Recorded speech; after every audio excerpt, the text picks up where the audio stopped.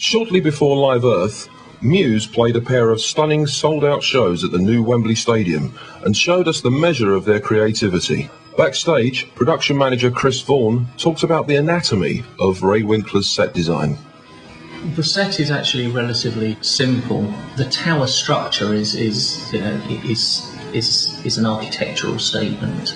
It just plonks itself. It's reflective of, or what it's supposed to be is a sort of like an alien satellite listening station. So we've got these big towers with these 6 huge antennae at the top that are a bit like you see sort of out in the West Country where I and also, strangely enough, the band live. You see these sort of big, lots of listening stations. So they sit on top, and they've got 3 versatubes across each top and bottom. So there's 24 versatubes on each antennae, and then there's six of those, and that's just on top of the towers. So there's the tower structure with the big satellite dishes, and that's the listening station concept. And then there's a huge video screen.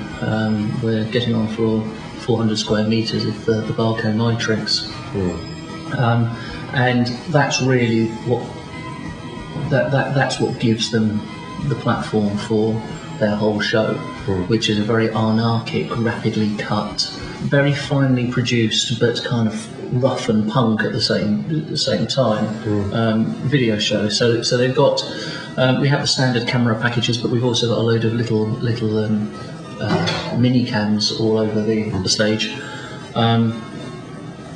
and it's that with content that was sort of produced by a sort of combination of Dick Carruthers and Lee Lodge.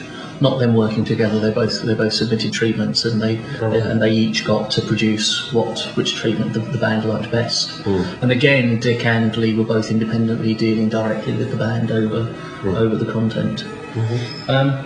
Well, that's all cut using the Encore system.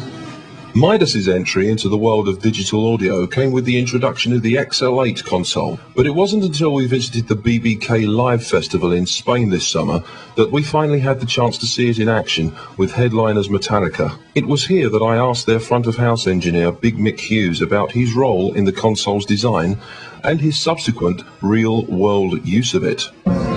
I don't know where it initially started. I think they asked me a question about how I thought it should be configured and how certain things should do what they do. And I started doing little bits and pieces. I went and had a listen with Alex Cooper for a bit and had a listen to the EQ. We worked out why things sound why they sound the way they sound and what the console really needed to do, which basically made it really elaborate and obviously, as we all know, quite expensive.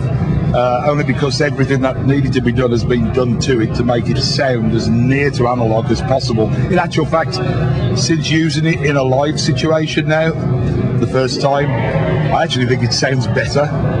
You know, it's like for years I've used, 11 years I've used an XL4, and you know, you get used to the sound of it, and you know what to expect, and things happen, and it is the way it is. This is a different animal. This is a completely different animal. There's intelligibility and clarity that I've never really heard before, to be honest with you. And the only thing I can put it down to, I'm not saying it's down to the Midas electronics or anything. What I actually think it is the fact that there isn't a 100-meter multi-core hanging on every microphone. You know, you haven't got all that copper coming all, and I mean, we've known for years that length of cable, there's capacitances in the cable that will affect the frequency response of what's going on in it. So all of a sudden, we've got short leads going straight to the stage box, and it's digital from that point on, so there's no loss at all. And all of a sudden, you're pushing faders up going, wow, fucking hell, does that mic really sound like that? You know? And it's been a real eye-opener for me. I'm like, I knew it was going to be a different change. I didn't know whether it was going to be good or bad. I was hoping it was going to be good, and it's proving to be good. The acquisition of Martin Audio by Loud Technologies was one of the talking points of the year. Jamie Engen of Loud and Martin Audio's David Bissett-Powell talked to TPI about the origins of the partnership and its positive aspects. We were approached by an investment banking firm in the U.S. Who asked us if we would be interested, and we obviously were very interested, and that led to a meeting that we had last year at Plaza.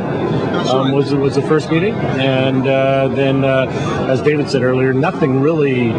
A few conversations, but nothing until middle of December, and then got together very quickly and managed to strike a deal that made sense for both of us in a very short period of time, and then let the lawyers and accountants do the rest, and happy that we're finally through all the legal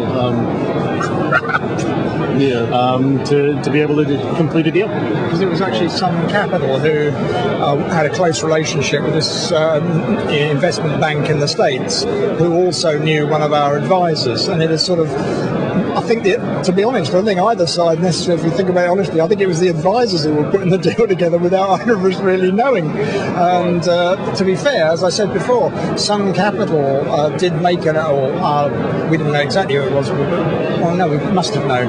The first approach, I think, via Sun Capital was probably in the middle of last year through our investment bank, and we said no, we weren't interested because we didn't think there were synergies. Then there was talk again, and I met with Jamie, and it was after my discussions with Jamie that I actually thought, well, actually, maybe there are synergies here.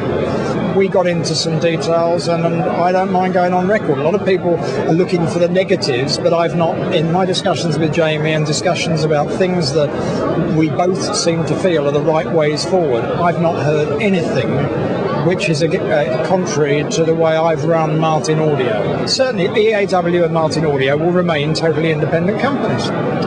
There's no benefit. The fact is, it's a very fragmented industry. There are no dominant players. JBL doesn't have 5% of the world market. Nobody does. So having two companies like EAW and Martin Audio, if we compete, so what? There's plenty of room out there, and we're happy for that to happen.